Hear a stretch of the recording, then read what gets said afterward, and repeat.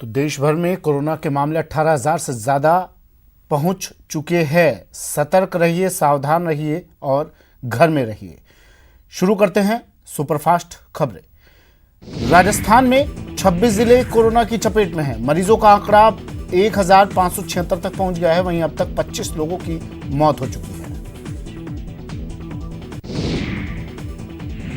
जयपुर में अब तक कोरोना के सबसे ज्यादा मामले सामने आए हैं। पिंक सिटी में मरीजों का आंकड़ा 585 तक पहुंच गया है, जबकि दूसरे नंबर पर जोधपुर है, जहां अब तक 321 पॉजिटिव केस मिले हैं। कोटा में 2 महिलाओं की अचानक तबीयत खराब होने से उनकी मौत हो गई। वहीं डॉक्टर्स ने दोनों को संदिग्ध मानते हुए दोनों के कोरोना की जांच के लिए सैंपल लिए। फिलहाल महिलाओं के शवों को MBS अस्पताल की मोर्चरी में रखाया गया है। कोटा में 1.5 साल की बच्ची सहित 6 लोगों में कोरोना पॉजिटिव मिला है। इसी के साथ अब यहां पॉजिटिव का आंकड़ा 106 तक पहुंच गया है, जिनमें से 3 मरीजों की मौत हो गई है। कोटा के MBS अस्पताल की लापरवाही सामने आई है। कोरोना से मौत के बाद महिला का शव OPD में पड़ा रहा।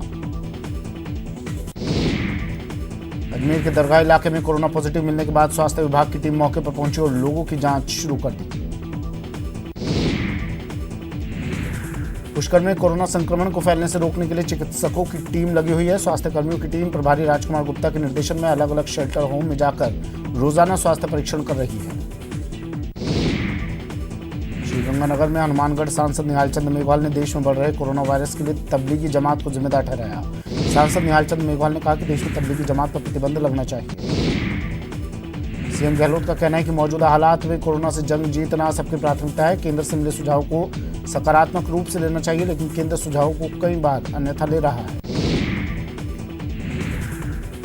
प्रदेश में MLA फंड खत्म नहीं किया जाएगा। ये बात सीएम गहलोत ने पत्रकारों से VC के दौरान कही। साथ ही उन्होंने कहा कि अगले 2 साल तक MLA फंड का उपयोग कोरोना से लड़ने में करेंगे। इसको लेकर विचार चल रहा है। लॉकडाउन में गेहूं की कमी से राजस्थान जूझ रहा है। सीएम गहलोत ने PC कर कहा कि दुकानों पर लोगों को राशन नहीं मिल रहा है। ऐसे में केंद्र सरकार राज्य को ज्यादा गेहूं दे, जिससे सबकी जरूरत पूरी हो सके। नेता प्रतिपक्ष गुलाब चंद कटारिया ने राज्य सरकार को केंद्र से मिलने वाली सहायता के मसले पर कटघरे में खड़ा किया। राज्य सरकार के बार बार केंद्र पर सहयोग नहीं करने के आरोप पर कटारिया ने कहा कि इसमें कोई सच्चाई नहीं है। राजस्थान में लॉकडाउन का 1 महीना पूरा हो चुका है। राजस्थान पहला प्रदेश है जहां लॉकडाउन केंद्र सरकार के ऐलान से पहले किया गया था। फिलहाल प्रदेश में लॉकडाउन में थोड़ी छूट दी गई है।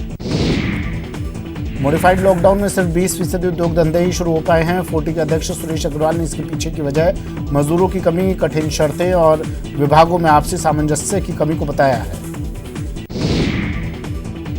अग्रवाल का कहना है कि राजस्थान में ज्यादातर मजदूर यूपी, बिहार और मध्य प्रदेश के होते हैं, लेकिन लॉकडाउन की शुरुआत में यहां से जा चुके हैं। वहीं जयपुर, जोधपुर और भीलवाड़ा सहित कई जिलों में जिला कलेक्टर्स ने शहरी क्षेत्रों में इकाइयां खोलने की अनुमति ही नहीं दी है। मॉडिफाइड लॉकडाउन को लेकर रेलवे ने अपनी वर्किंग गाइडलाइन जारी की है। NWR हेडक्वार्टर में 33% कर्मचारी दफ्तर आ रहे हैं। कर्मचारी तमाम गाइडलाइंस को फॉलो करते हुए अपने काम में लगे रहे। NWR ने पार्सल स्पेशल रेल सेवाओं के संचालन समय में विस्तार किया है। पहले से चल रही स्पेशल पार्सल रेल सेवाओं की अवधि को 14 अप्रैल से बढ़ाकर अब 3 मई तक कर दिया है। इसके अलावा NWR ने 2 नई स्पेशल पार्सल रेल सेवा भी शुरू की है। इन स्पेशल रेल सेवाओं के जरिए देश के अलग अलग हिस्सों में जरूरत का सामान पहुंचाया जा रहा है। चूरू और सरदार शहर में लगातार 20वें दिन भी कर्फ्यू जारी रहा है। यहाँ हॉटस्पॉट इलाके होने के कारण मॉडिफाइड लॉकडाउन की एडवाइजरी जारी नहीं की गई। DM ने कर्फ्यू में ढील देते हुए बैंकों में आमजन के लेन देन करने की छूट दी। ADG राजीव शर्मा बीकानेर पहुंचे। इस दौरान उन्होंने ग्रामीण इलाकों का दौरा किया और अधिकारियों से लॉकडाउन का फीडबैक लिया। श्रीगंगानगर में ADG राजीव शर्मा ने इंतजामों का निरीक्षण किया है। साथ ही पुलिसकर्मियों को लॉकडाउन की सख्ती से पालना करने के निर्देश दिए।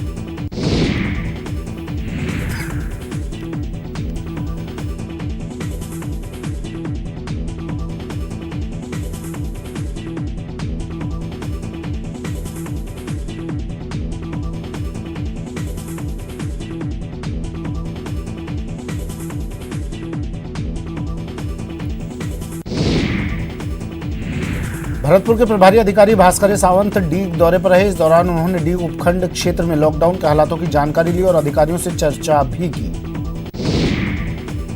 भरतपुर में UDH प्रमुख शासन सचिव कस्बे के दौरे पर रहे। उन्होंने राशन डीलर दुकान और बैंक में लॉकडाउन के दौरान नियमों के पालनों की जानकारी ली। वहीं राशन डीलर से राशन वितरण के दौरान सोशल डिस्टेंस बनाकर रखने के निर्देश दिए।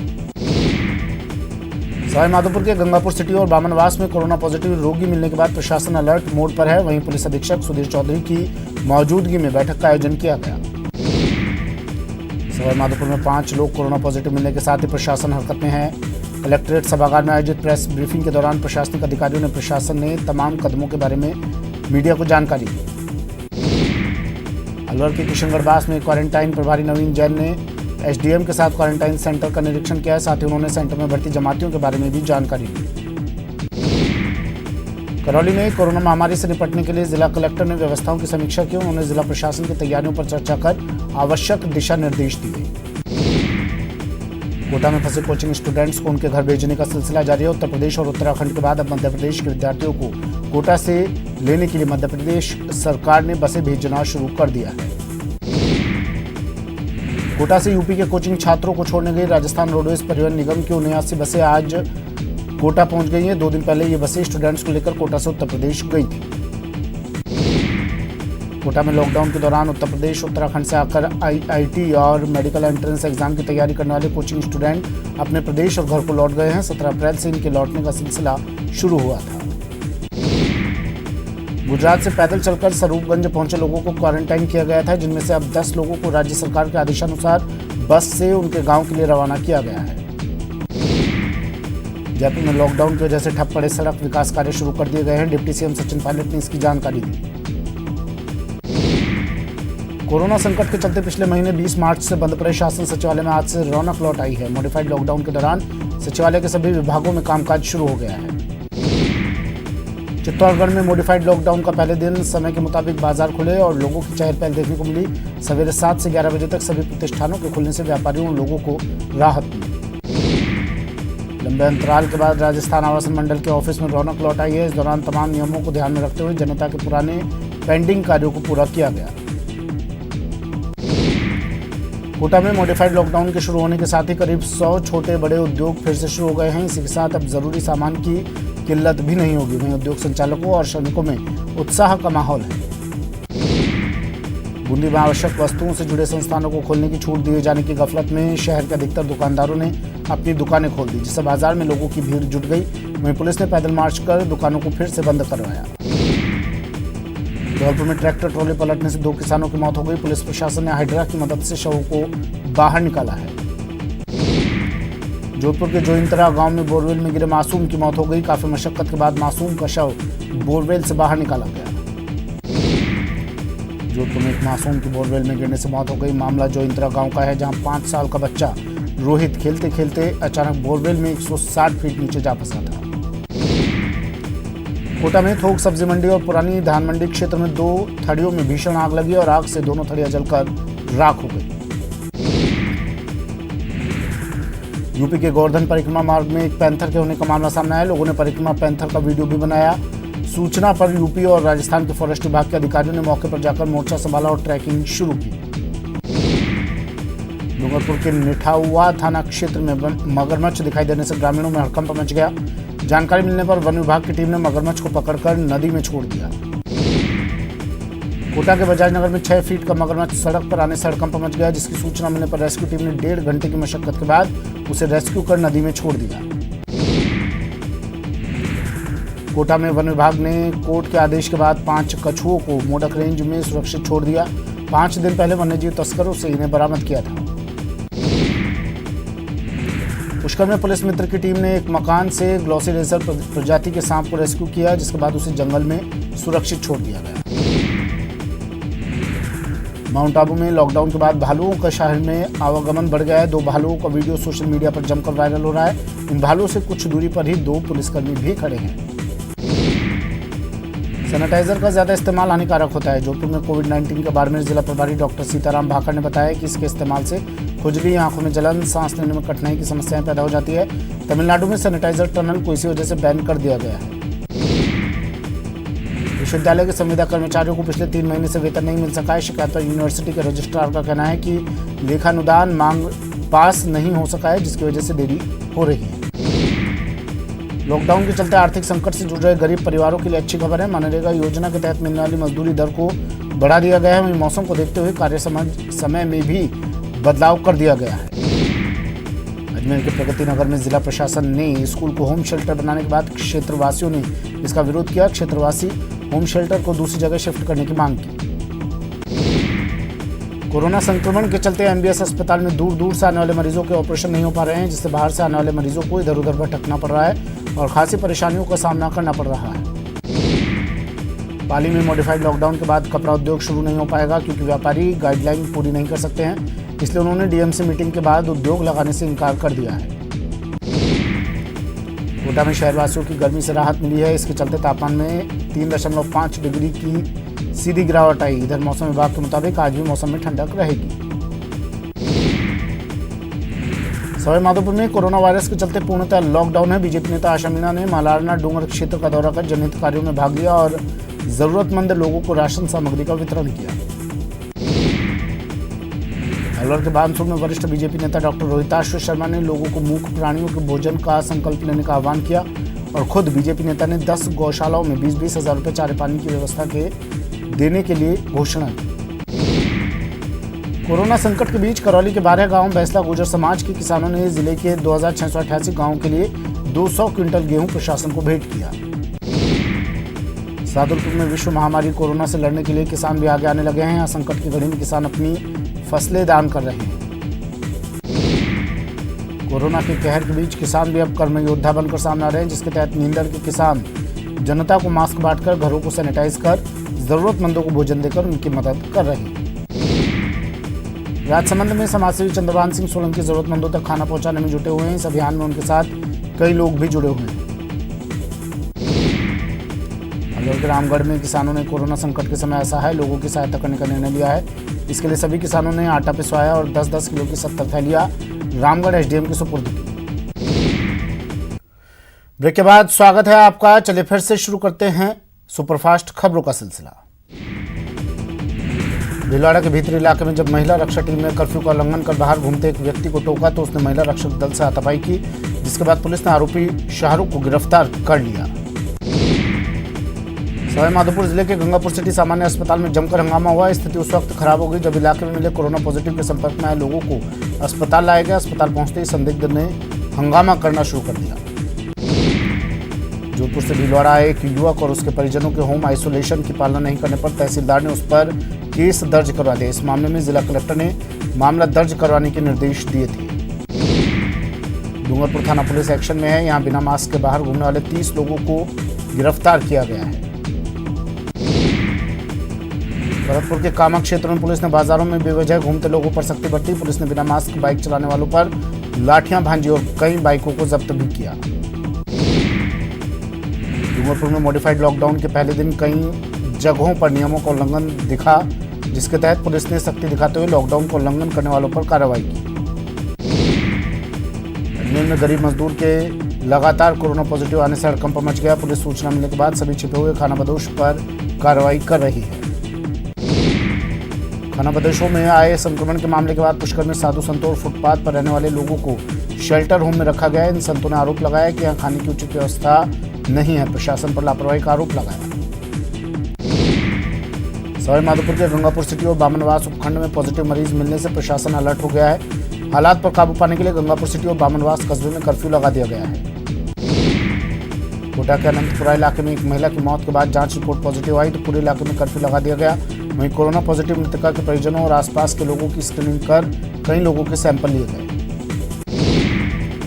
टोंक के बमोर गेट क्षेत्र को 14 दिनों के लिए पूरी तरह से सील कर दिया गया है। यहाँ 14 दिनों में ना तो कोई व्यक्ति आ सकेगा और ना ही कोई बाहर जा सकेगा।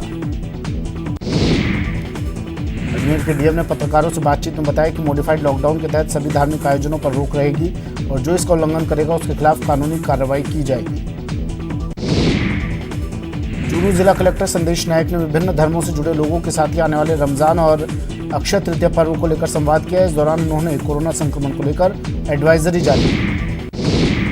कोटा के भीमगंज मंडी इलाके में पुलिस के जवान 3 पारियों में दिन रात गश्त कर रहे हैं। घोड़ों पर सवार होकर गली मोहल्लों में गश्त कर पुलिस जवान लोगों को कोरोना से बचाव का संदेश दे रहे हैं।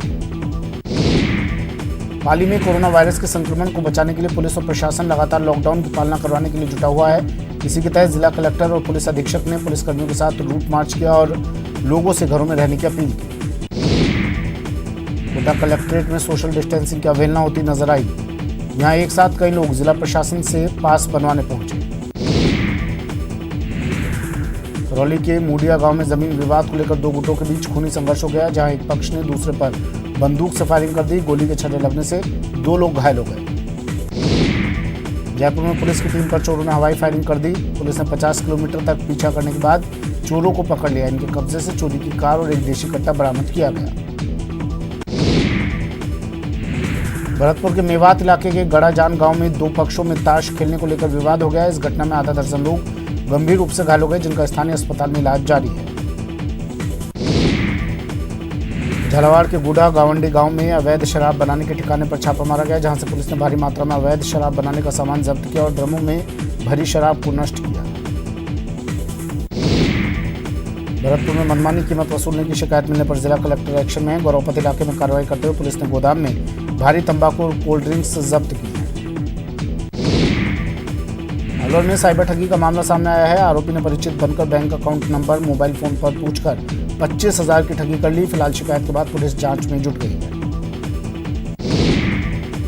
बाड़मेर के बालोतरा नगर परिषद में शर्मनाक तस्वीर सामने आई है। नगर परिषद सभापति सुमित्रा जैन और बीजेपी पार्षदों ने संकट की घड़ी में सहायता राशि में भेदभाव किया, जिसके बाद आयुक्त को हिरासत में ले लिया गया। झालावाड़ में रसद विभाग की लापरवाही की वजह से जरूरतमंदों को राशन और खाद्य सामग्री नहीं मिल पा रहा है, जिसे लेकर एसडीएम कार्यालय पर दर्जनों लोगों ने जमकर प्रदर्शन किया, लेकिन उनकी एक भी नहीं सुनी गई।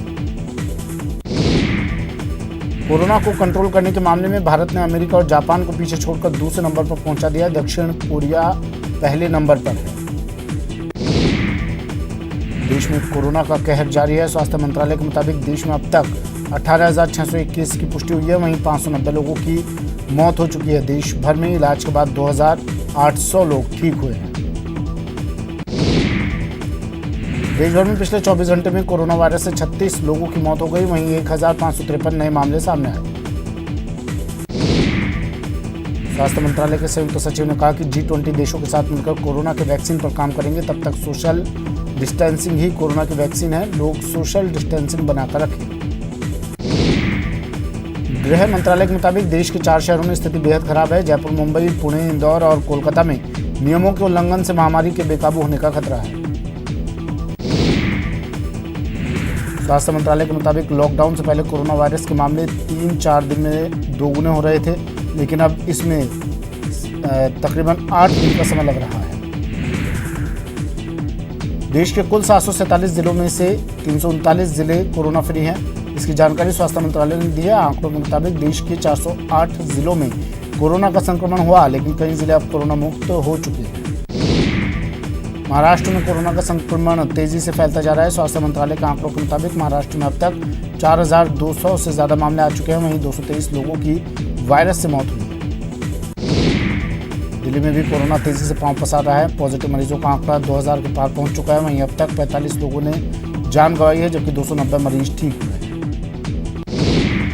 देश में कोरोना का खतरा अब राष्ट्रपति भवन तक पहुंच चुका है। राष्ट्रपति भवन में अपने परिवार के साथ रहने वाली एक महिला कोरोना पॉजिटिव पाई गई है, जिसके बाद अंडर सेक्रेटरी समेत 11 लोगों को क्वारंटीन किया गया।